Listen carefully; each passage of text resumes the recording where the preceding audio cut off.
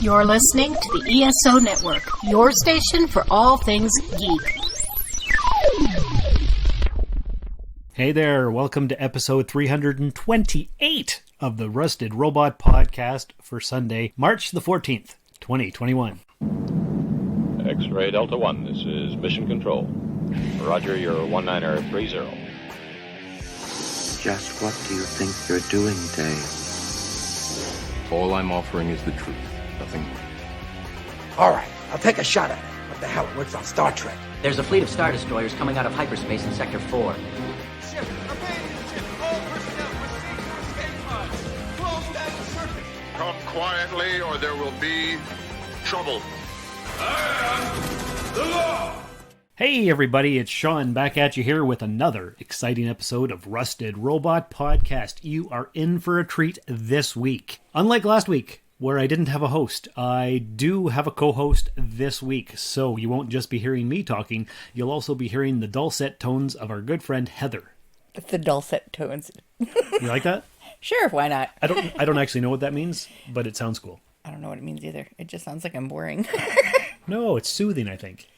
Oh, okay. Soothing is better than boring. Boring. Yeah. Yes, correct. Yes. All right, so we got stuff to talk about. There's pop culture coming out the wazoo, I guess. Lots of good stuff. Are you prepared? Are you excited? Yes.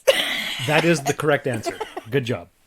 Just for context, we are at your house this time instead of my house. So because you have multiple animals, there might be some cats or dogs making noises in the background.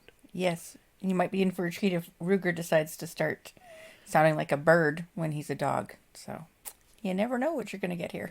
Nope. And because it is the Rusted Robot, it's the most unpredictable, I was going to say Star Trek podcast in the universe, but it's not a Star Trek podcast. It's a general geekery podcast. It's the most unpredictable general geekery podcast in all the land. And you've listened to every single episode, have you not? Of course. I don't believe you. That's because I have my fingers crossed. There you go. There you go. But you have listened to most of the episodes of my other podcast, Soul Forge podcast? Mostly, yes. Mostly? I need to catch up, but yes, mostly I've listened to them. Okay. And you've been on lots of those? Yes. You have not been on my third podcast, Cosmic Pizza Podcast. I have not. Have you listened to any of those episodes? No, I haven't. Ah, well, just for reference sake, you can find all episodes of Soul Forge, Rusted Robot, and Cosmic Pizza over on the ESO Network. I will have to check it out. You definitely will. There's so many geek-centered podcasts over on the ESO Network that you would be busy for months just consuming pop culture content. Wow, I can't contain my excitement. I can tell. You're very excited. You're overbrimming with enthusiasm. And that concludes the witty banter portion of the podcast. Let's get into the pop culture stuff. Are you ready? I'm ready. Okay, good. There's all kinds of stuff coming out of the Star Trek universe. First thing I wanted to tell you about is Strange New Worlds. Have you heard of this? I have, because I'm friends with you.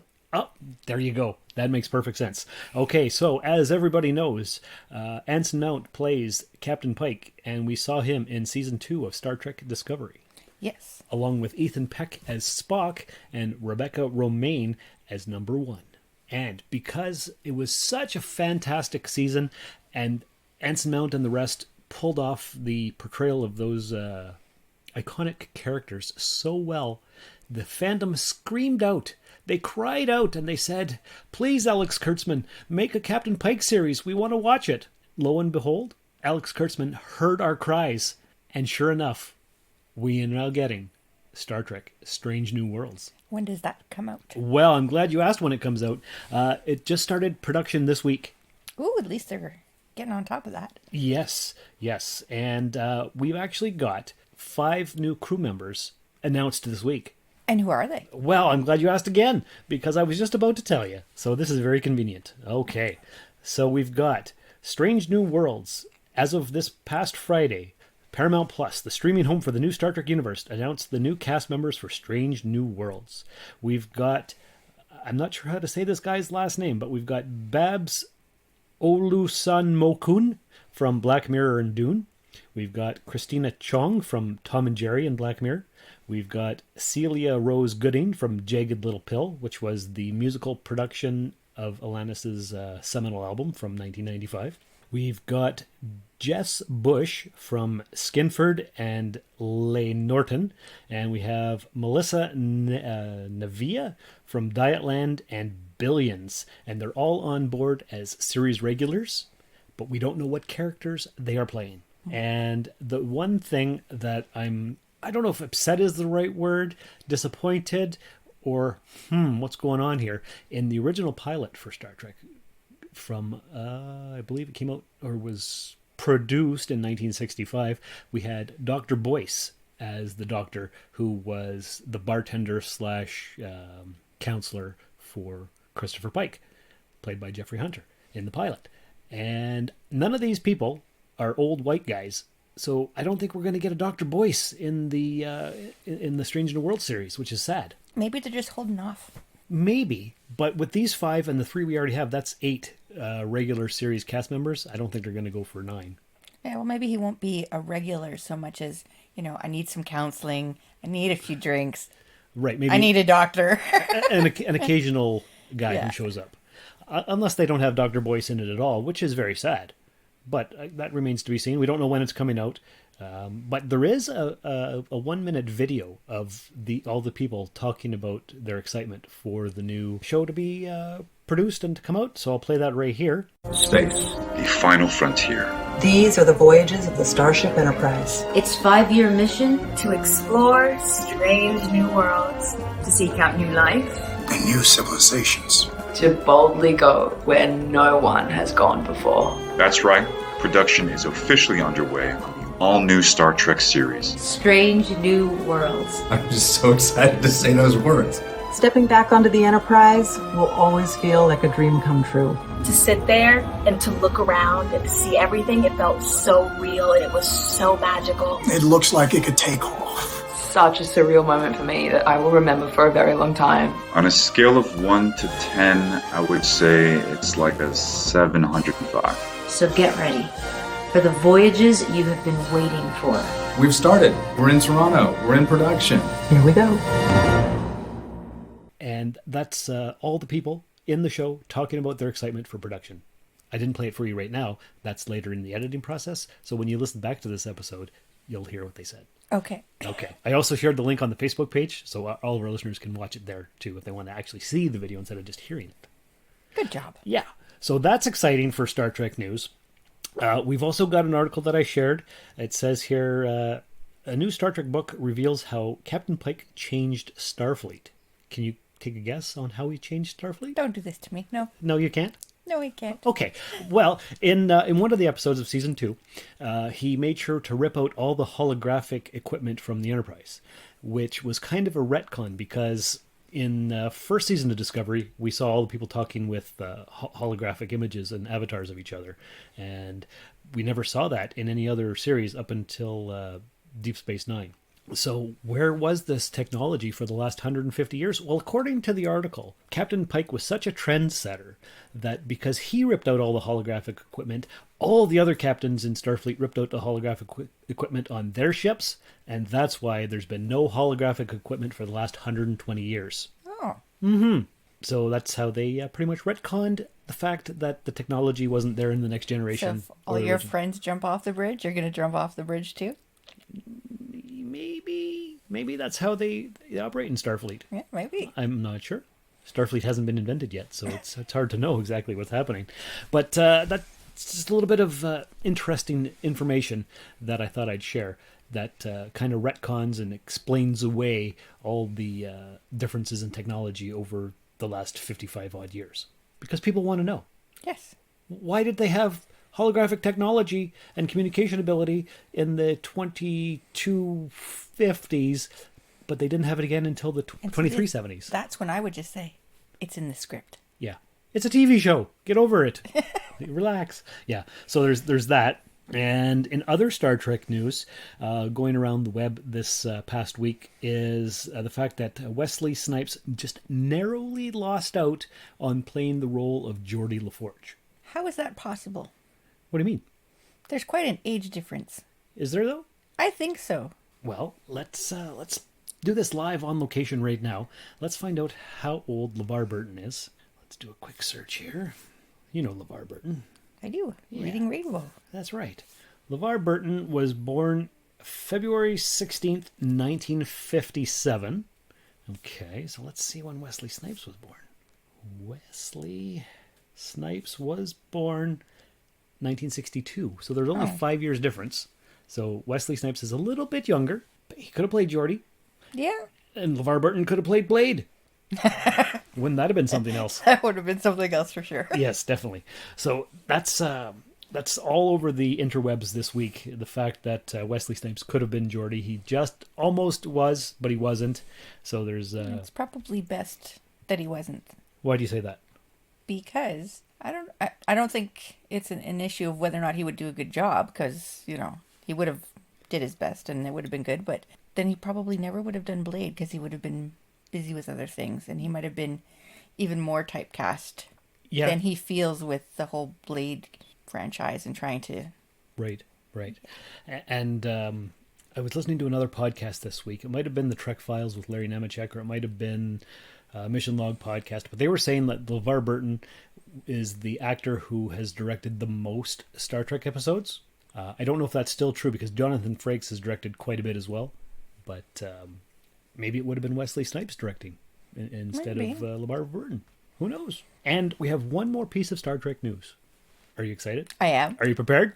Yes. Are you ready? I'm ready. Okay. Do it. Exclusive. The Nascelle Company is boldly going where no man has gone before. Today it unveiled The Center Seat, 55 Years of Star Trek, an 8-episode limited docu-series that it will produce for History Channel. Created and directed by Nascelle founder and CEO Brian Volk Weiss, The Center Seat is described as the ultimate deep dive into the world of Star Trek. Timed to coincide with the iconic sci-fi franchise's 55th anniversary this year, it will offer Trekkies a behind-the-scenes look at pivotal moments in the franchise's history, from its inception at Lucille Ball's production company Desilu through recent film and television adaptations. Star Trek from before I was 10 years old gave me the closest thing I have to a code to follow in my life, Volk Weiss said. If it wasn't for the words, I don't believe in a no-win scenario, I'd be very alone, broke, and miserable in this world. So to say this is a passion project would be a tremendous understatement. And the article goes on to say, each of the series episodes will feature interviews with cast, crew, and experts in the realm of Star Trek who will share fresh backstage stories and offer new insights into the saga. In this respect, no stone will be left unturned. It will even delve into lesser-known components of the franchise, including the animated series and Phase 2. That is exciting news if you don't know anything about Star Trek and you want to watch an 8-part documentary series. Well, there you go. It's coming to the History Channel sometime this fall, probably, because as we all know, the anniversary or the birthday of Star Trek is September 8th, 1966, when the first episode aired on NBC. Did you know that? I did. Did I remember it? No. No. But I knew that I knew it. Well, that's pretty cool. That's good. Yes. So that's our Star Trek news for this week. We've got Wesley Snipes. We've got the new crew of the Enterprise on Strange New Worlds. And we've got an 8-part documentary series coming soon. And with my vast knowledge of Star Trek, I probably won't find any new information in this, but you can be guaranteed I'll be watching it. Wesley Snipes got a thing to say about that. Coming to America too. That Yes. guy does not age. Yeah, he looks pretty much the same, doesn't he? Yes, he looks well preserved. Well preserved, yes. So you watched Coming to America too? Yes. I did too. It was fine. I liked it because of the whole nostalgia portion to it. Yeah, I think I mentioned that on last week's episode. Yeah. It was just a quick, brief review, but it was fine. Yeah, I enjoyed it. Well, that's all that Some matters. things are fun. Yes, exactly. It's fun. Fun. Okay, so now that concludes the Star Trek portion of the podcast. This is a good time to play a promo. For another podcast on the ESO network. I'm lifelong ensign Charles Kelso. I'm Federation Envoy Keith Johnson. I'm Ferengi Counselor Veronica Dashel. And I'm Andorian Mess Hall Cook R. Alan Seiler. And we're the crew of Earth Station Trek. Join us for episode reviews, discussions of themes and characters, and all the news from across the Trekverse. Our logs cover the full gamut of Star Trek. From the groundbreaking original series to the future of the franchise on Paramount Plus, with lots of stops in between. Join our crew aboard Earth Station Trek for your regular podcast escape into the Trekverse. Go bold or go home! Wasn't that a great promo? Yes, it was. And I bet you're going to check out that podcast right after you check out all episodes of the Cosmic Pizza podcast. Of course. It's in my list of things to do. And the back episodes that you've missed of Soul Forge podcast. Yes. And all the other hundreds of episodes of Rusted Robot Podcast. Yes, exactly. Just some shameful plugs there for other podcasts that I'm involved with. That I need to catch up on. Yes, I get it. Yes, you do. Did you listen to my guest spot on the Two Stone Dudes podcast last week? I did not. No, because I suck. Oh man, because I did share the link, and I didn't even see that. You didn't see it? Oh man, I think I shared it. I don't know, on the Rusted Robot group and also on my personal Facebook page. I think I shared it a bunch of times anyway. You usually do. I must have missed it somehow, looking at puppies or something. Well, luckily the link for the episode is in the show notes for last week's Rusted Robot episode. Okay. So there you go. If you do want to check it out and hear me talking to Ryan and friends about being stoned and about podcasting and stuff, there you go. Check it out. Check it out. Okay, what else have we got in the world of pop culture? We don't have any trailers for new shows or movies that have come out recently, but unlike last week, we do have our retro trailer of the week. We do. And what is it, Heather? The Never-Ending Story. What is the secret of this enchanted book? What wonders are hidden within its pages? What magical spell does it cast on all who read it? What is the secret of the never-ending story? But that's impossible!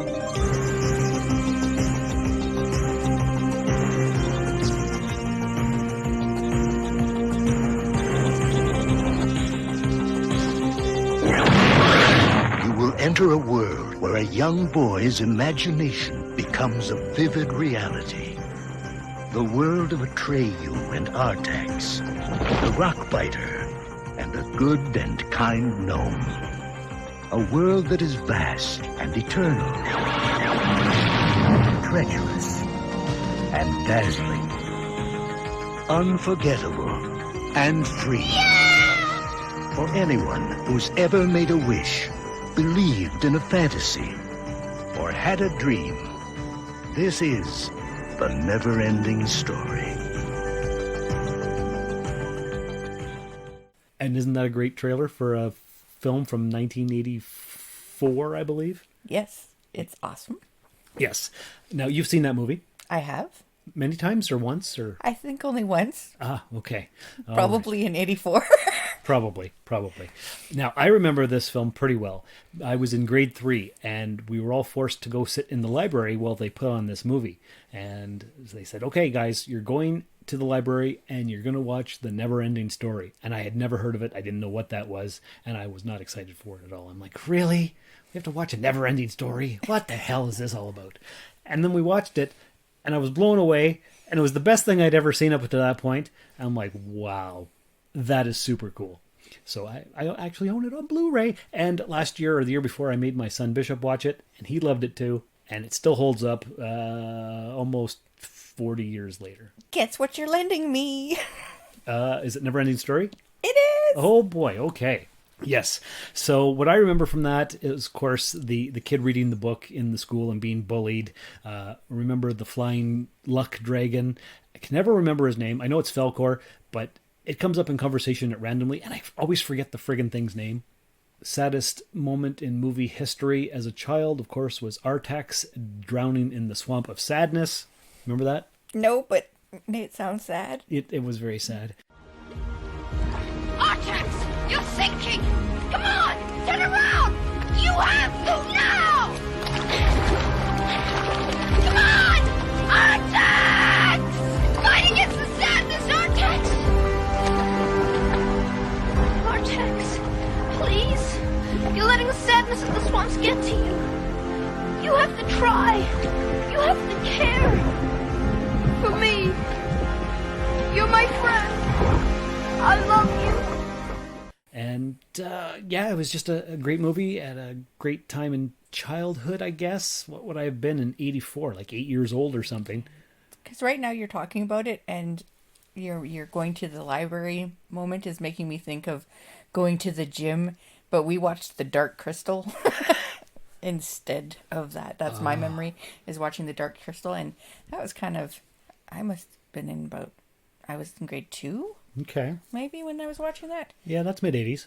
Yeah. I remember being kind of creepy. It's a Muppet production. So I need to revisit that one too. Do you have that one on Blu-ray? I don't own it at all. I don't know if I've ever actually even seen it. Well, then maybe we'll have to do that together. Maybe we will, and we can do an episode review. And it's called The Dark Crystal. Let's find out when it actually came out. 1982.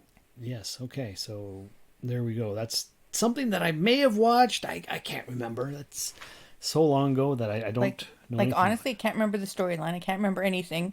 Just kind of a little bit of creepiness. And being in the gym. Okay. Well, that's cool memories. So that's our retro trailer of the week. We didn't have one last week because it was just me and I didn't want to have a thing talking to myself about trailers because you need back and forth, you know?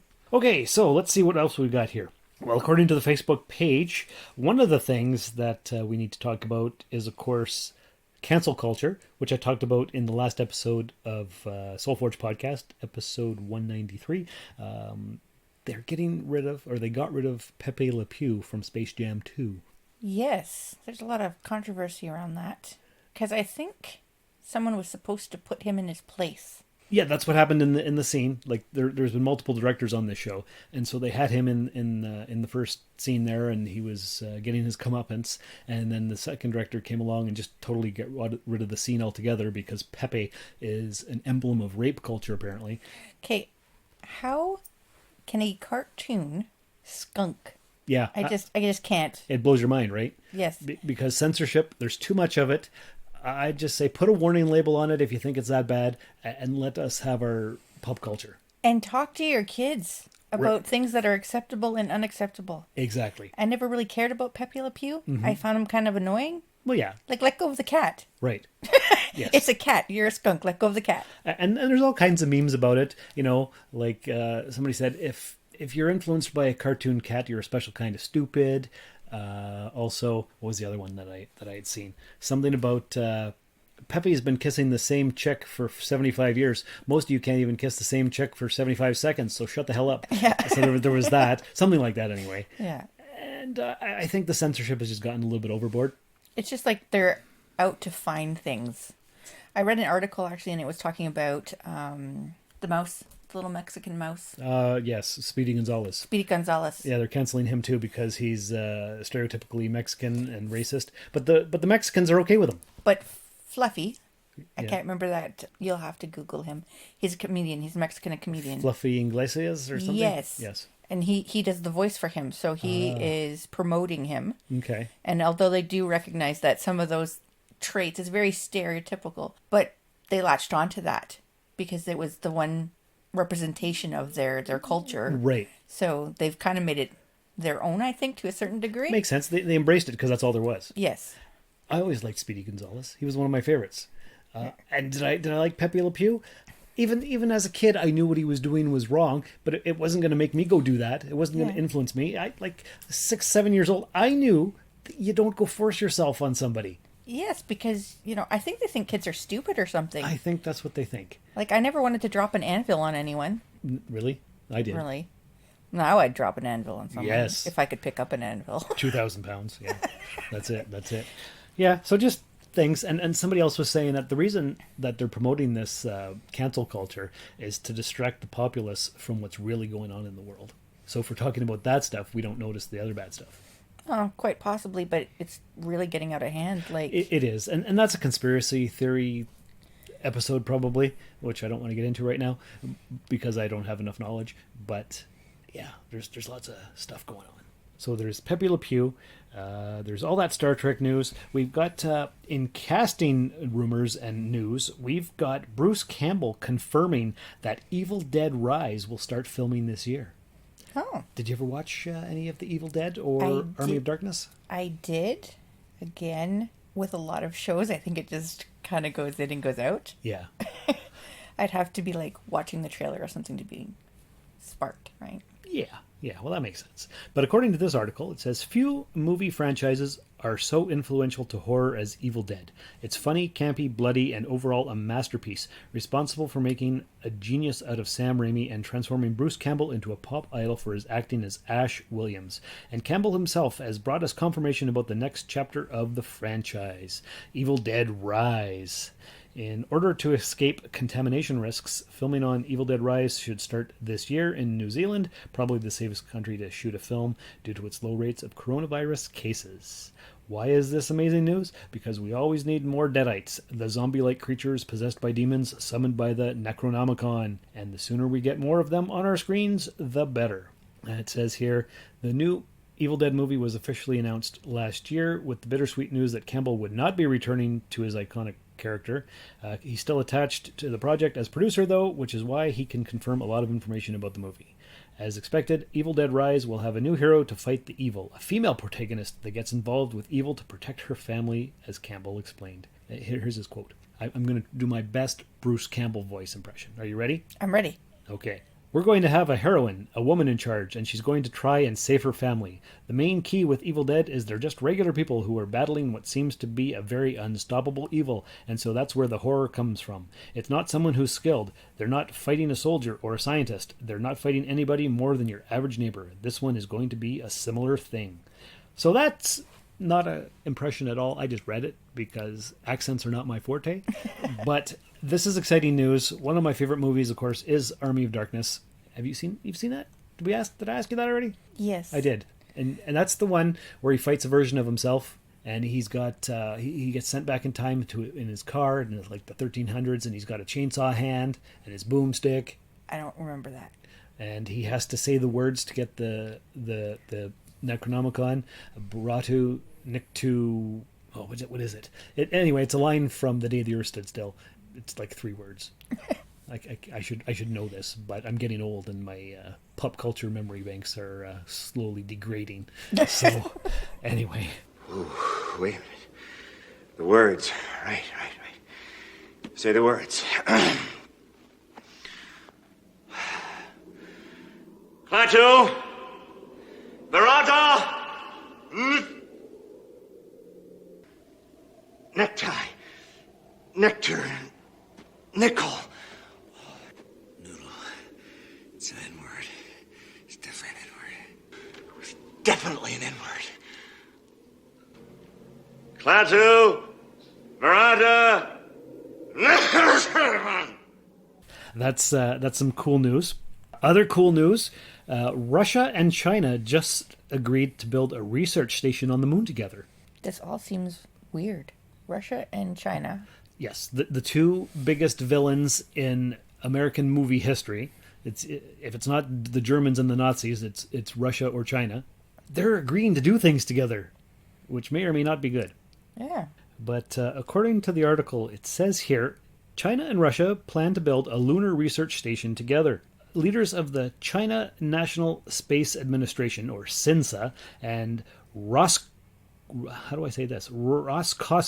Russia's federal space agency, signed a memorandum of understanding Tuesday, March 9th, on the construction of a moon outpost called the International Lunar Research Station. The ILRS is a comprehensive scientific experiment base with the capability of long-term autonomous operation, built on the lunar surface and or in lunar orbit, that will carry out multidisciplinary and multi-objective scientific research activities such as lunar exploration and utilization, lunar-based observation, basic scientific experiments, and technical verification. And it says here, CNSA and Roscosmos will facilitate extensive cooperation in the ILRS, open to all interested countries and international partners, strengthen scientific research exchanges, and promote humanity's exploration and use of outer space for peaceful purposes, officials added. And if that doesn't sound like evil propaganda, I don't know what does. What do you think? I think it's interesting. I like the thoughts of it. Well, yes, anything to do with space and colonization or experimentation or anything being built up there is freaking fantastic. As long as it is peaceful, I'm good with that. Well, they do say right in the article, peaceful purposes. And if it's in an article, it's got to be true, right? It's on the internet. Yes. It says here, the United States is working on its own ambitious moon push with NASA's Artemis program. If all goes according to plan, Artemis will send astronauts to the lunar surface in the mid-2020s and establish a long-term sustainable human presence on and around the moon by the end of the decade. And NASA hopes that such work will help get astronauts to Mars in the 2030s. And so that's pretty much all it says. We don't know when Russian and Chinese astronauts are going up there, when they're going to build this thing, what's happening. It's just that they've decided to cooperate and work on things together. Good job. Yeah. So we'll see how that goes. Yes. Are we scared? A little. Yeah. Are we excited? Yeah. A little. Oh, you heard about that? Was he Chinese, Japanese, Korean? Anyway, I can't remember what his name was. I think he's Japanese, but he's a billionaire, and he's got this thing going around where 8 regular people can join him on a moon mission. Japanese billionaire Yusaku Maezawa is looking for 8 crew members for a mission to the moon. Maezawa, a controversial entrepreneur who previously held a girlfriend contest for a now-defunct spacebound mission, announced Tuesday, March 2, that his Moon project, which aims to fly the first civilian mission to the moon, according to the project website, is now looking for 8 crew members to fly to and around the moon and back on SpaceX's Starship spacecraft. Really? Yeah, you don't have to pay for it. He's paying for it all because he's rich. So I didn't share the article. I didn't save it. I only saw it once and I read it real quick. But that's this week's space news. There's some rich guy over in the Asian continent who wants 8 regular people to join him for a trip around the moon. Wow. Yeah, and I think anybody can apply. Would you go? No, because I'm a chicken. But it's space, the final frontier. I know, and I'm afraid of it. Oh. All right. Well, would you go? I would totally go. Yes. That'd be it? That you'd be gone? Yeah. You wouldn't even see my dust. I would just be gone on that rocket. Well, you better find the link. Yeah, I gotta find it again. That's true. Okay, what else we got here in pop culture news? That's a lot of Star Trek stuff, actually. Okay. Attack the Block sequel. Joe Cornish and John Boyega are working on a follow-up. Have you ever seen Attack the Block? I have not. Oh my God, it's such a good movie. It's a British movie. It's got John Boyega, who plays Finn in the Star Wars movies. It's got Jodie Whittaker, who plays Doctor Who. Actually, the name is not Doctor Who. It's just the Doctor. The show is Doctor Who. I know. I'll get all kinds of comments if I call the Doctor Doctor Who. His name is not Doctor Who. Her name. Its name. The Doctor's name is not Doctor Who. Anyway, rant over. So, anyway, it says, 10 years ago, Attack the Block premiered at the South by Southwest Festival, and writer-director Joe Cornish had no idea how audiences would react. And basically what it is, it's an alien encounter. They're like black dogs with green glowing fangs or something, and they land in this British town, and there's some hoodlums, and John Boyega is one of them, and he's trying to rob Jodie Whittaker's character, and then they all have to fight for survival against these bad creatures that are attacking them in an apartment building. It's so good. It's so good. I've only seen it once or twice, and I've been wanting to buy it on Blu-ray, and I can't because it's not available for some reason, and it's just so good. It's got, I believe it's Edgar Wright in it as well. Or is it... no, Nick Frost. Because Edgar Wright directs the things that Nick Frost and Simon Pegg are in. And Nick Frost is in this film, but not Simon Pegg. Okay. Yes. You've seen Shaun of the Dead, right? Of course. Okay, those two guys. Yes. The big guy is Nick Frost. Oh, okay. So, yeah. So, anyway, it says here, it became a cult classic. Fans have been eagerly waiting any news of a possible sequel. And when asked by Entertainment Weekly if there was any chance of revisiting Attack the Block, Joe Cornish said, "We're working on it at the moment. John Boyega was round at my place a few weeks ago, and we sat in the garden, socially distanced, talking about story ideas until it was so dark we couldn't see each other. So yeah, we're working on it."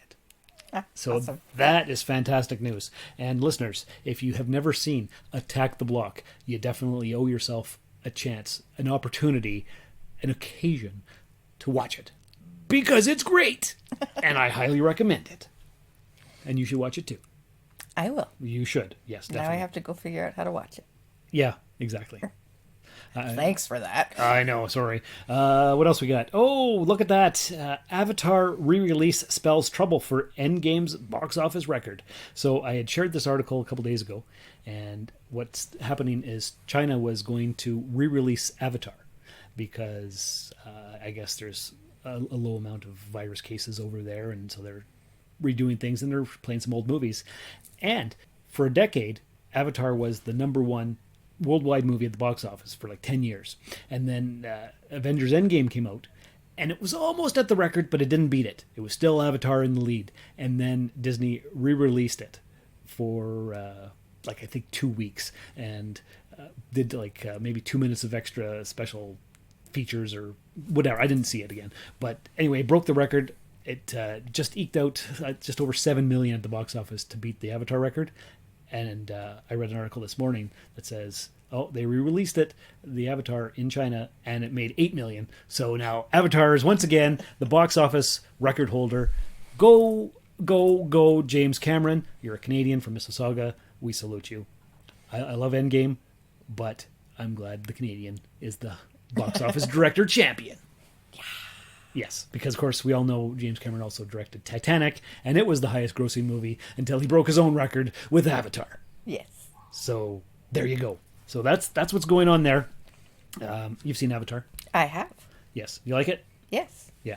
And there's supposed to be a bunch of sequels coming out. So. But when? Yeah, who knows? They keep changing their mind. I think Avatar 2 has been finished, but I'm not 100% certain because there hasn't been any information on that in quite a while. So there's that. Well, okay. Now, before we started recording, we were talking about the fact that March is Women's History Month. We were. We were indeed. And I actually came across an article. 18 essential sci-fi and fantasy films directed by women. Bring it on. I will bring it on. And we're going to see how many of these films we have seen. Okay. All right. Let's see here. Okay. The first one on the list is, and this might be a controversial pick, because when it was originally directed, it was directed by men. And because they've had gender reassignment surgery, it's now been directed by women, the Wachowskis. Okay, so Matrix is the first one. Okay. You've obviously seen Definitely seen it. Okay, we're not going to get into the fact that they've changed their gender. That's a totally different episode. But yeah, we've both seen Matrix. Number 2 on the list, which I think is a horrible film, Birds of Prey, which came out last year. It was a big, long, weird title. Birds of Prey, or the Emancipation of the Super Fabulous Harley Quinn, or whatever it was called. Oh, I don't even think we got through watching that. The only reason I saw it is because it came out on my brother Robin's birthday last year. And for his birthday, he said, okay, Sean, we got to go see this at the theater. I'm like, I don't want to go see it at the theater. He's like, but it's my birthday. I'm like, okay. So we went and saw it. It was crap. It was pure garbage. Yeah, I don't even think we made it through it. Yeah. Like, I remember wanting to watch it because I like Harley Quinn. And, yeah, I don't think we watched it all. No. It was very bad. It was very bad. Yep. Let's see. Number 3 on the list is Captain Marvel. You must have seen that. Yes. Definitely, yes. So that's good. Number 4 on the list, Wonder Woman. Which one? The one from 2017. Okay, good, because I've seen that one. Patty Jenkins directed it. Okay. It's fantastic. I haven't seen the follow-up yet. Apparently, apparently it's horrible. Because I'm too cheap. Yeah, I don't want to pay $30 for that. Yeah. Speaking of Wonder Woman, on the 18th of this month, so just next week, Zack Snyder's 4-hour-long cut of what is it, Dawn of Justice or whatever movie that he did, the Snyder cut for, that comes out next week, and apparently Crave is going to have it, so I'm going to watch it and I'm going to review it for next week's episode. Oh. Yes, Justice League, the Snyder cut. I think that's what it's called. Yeah. Anyway, number 5 on the list, Frozen. Seen it? Yep. Loved it? No. Yeah, I saw it once. That was enough. We're talking Disney's Frozen or another Frozen? I don't know if there is another Frozen. Okay. So yeah, seen it. Disappointed. Well, it's because you're not a 12-year-old girl. Or 6-year-old girl or whatever it is. Yes, but I love Disney. Yeah, that's true. Okay, how about Bewitched?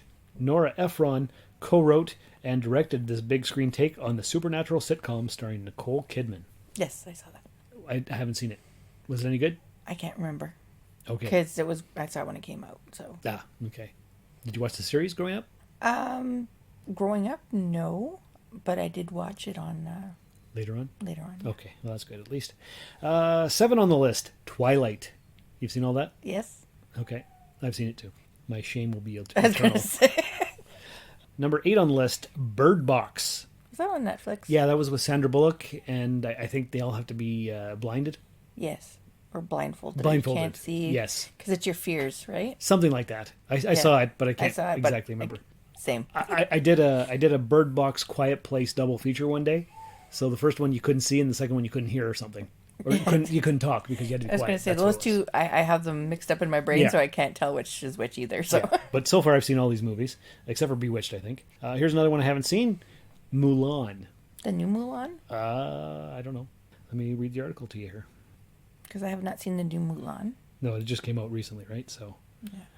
Disney's live-action adaptation of its own Mulan animated film wasn't without controversy, but it still got the distinction of being directed by Nikki Caro, one of few women at that time, though the number's still not huge, hired to direct a film budgeted over $100 million. Though COVID-19 meant the film ended up bowing on Disney Plus rather than in thousands of theaters worldwide, its dazzling visuals and action sequences still earned high praise, even when viewed on the small screen. So yeah, the recent one. Yeah, so I haven't seen that one. No, same. And next on the list, Real Genius. That's an older one. It's teenage nerd goes to college, makes friends with misfits who are as smart and weird as he is, and eventually they all join forces to stop their slimeball professor from profiting off a fantastical invention they all worked on for what turned out to be sinister military purposes.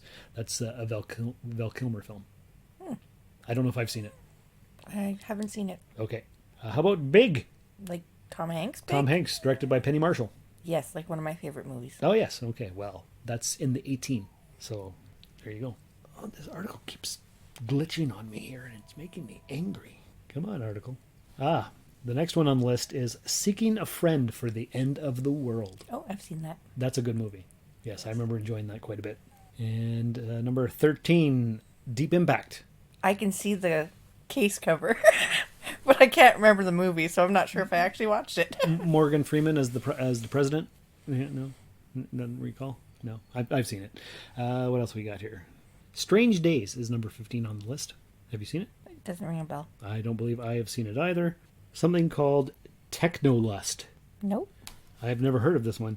It says Lynn Hirschman Leeson's 2002, which she wrote and directed, stars Tilda Swinton as a scientist named Rosetta Stone. Oh, that's a cool name.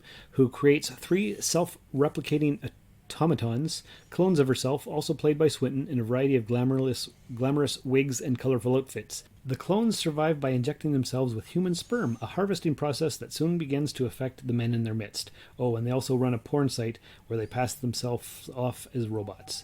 The end result is stylized, funny, and totally original. It sounded interesting right up until the sperm part. Yeah. And then my brain went, what? Yeah.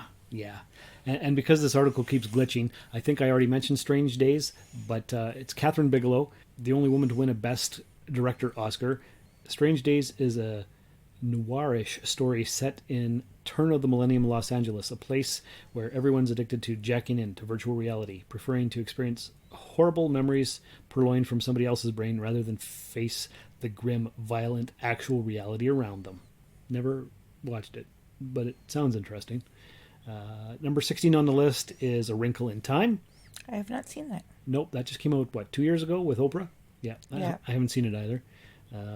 17 on the list is something called Born in Flames.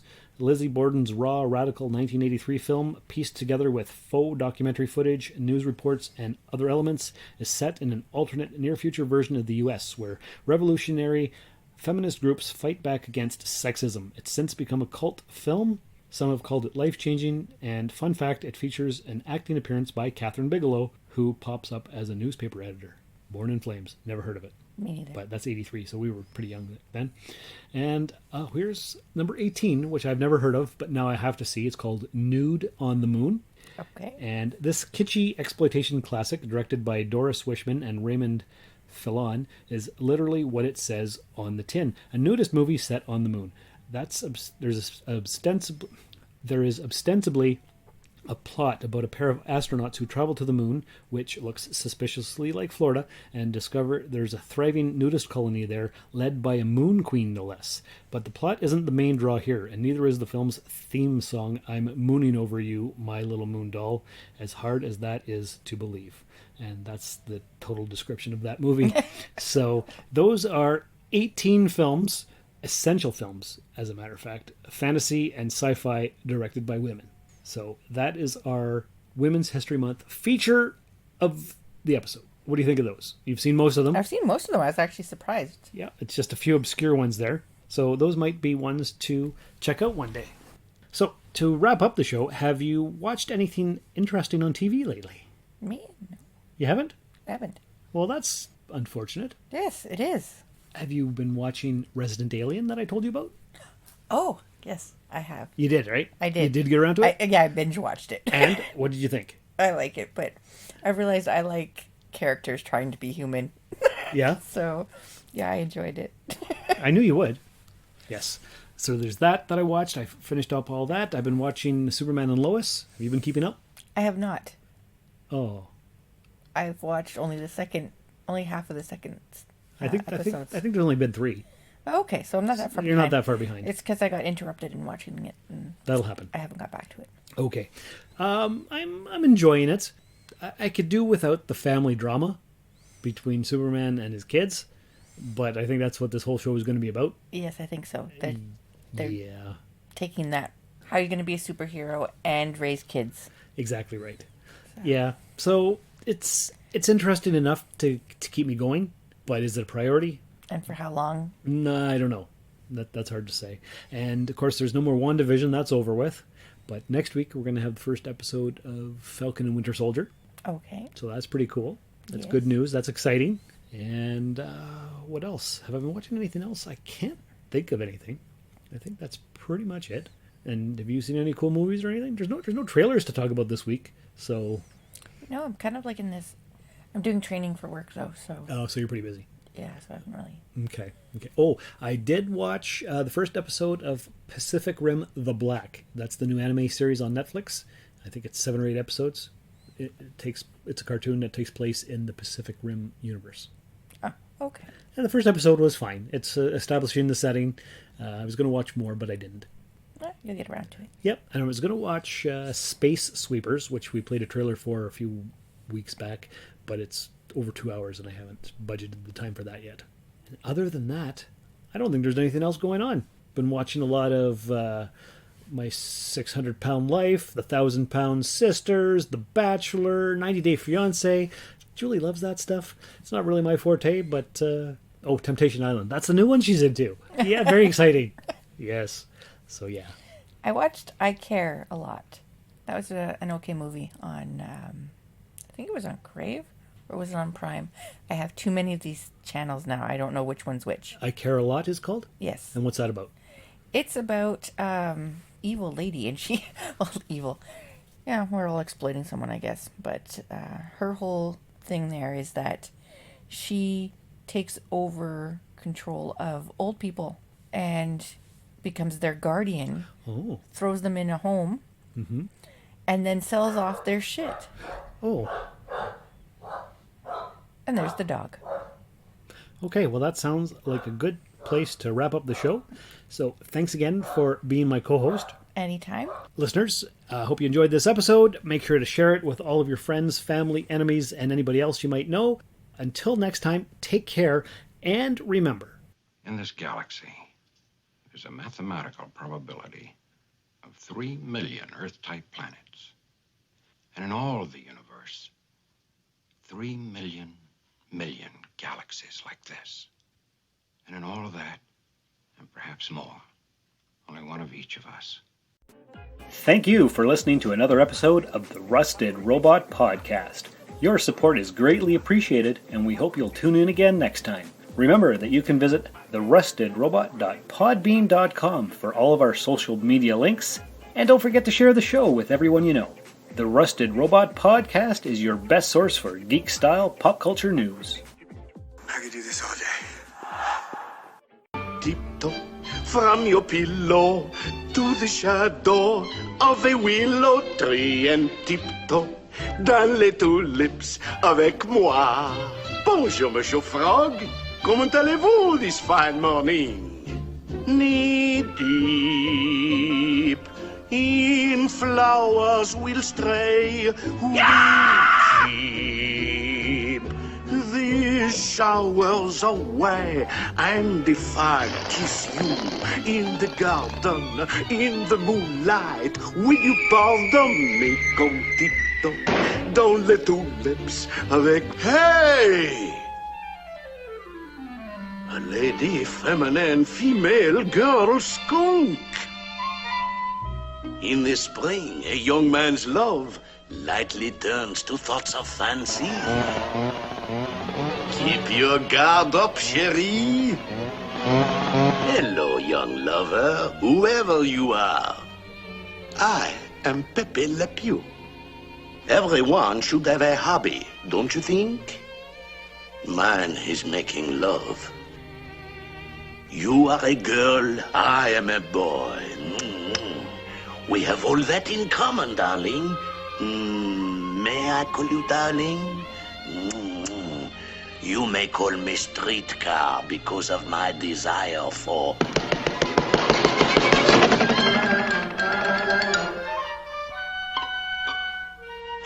I get a kick out of her. Hey, Lolita! Intimacy is difficult at this range. Levar.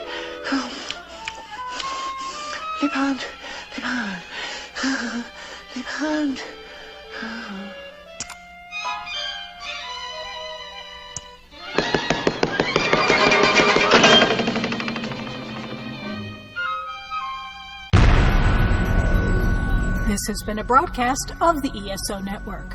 Be part of the crew and help support our shows by donating to our ESO Patreon or by shopping at the TeePublic store, which can all be found at www.esonetwork.com.